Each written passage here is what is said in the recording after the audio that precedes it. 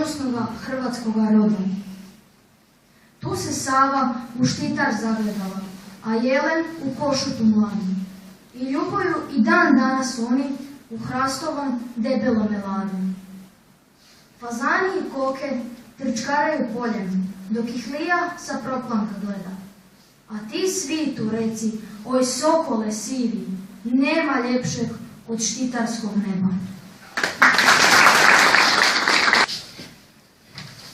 Pjesma šume. Pred očima moje otvorio se prizor. U dubini stare šume raspjevane.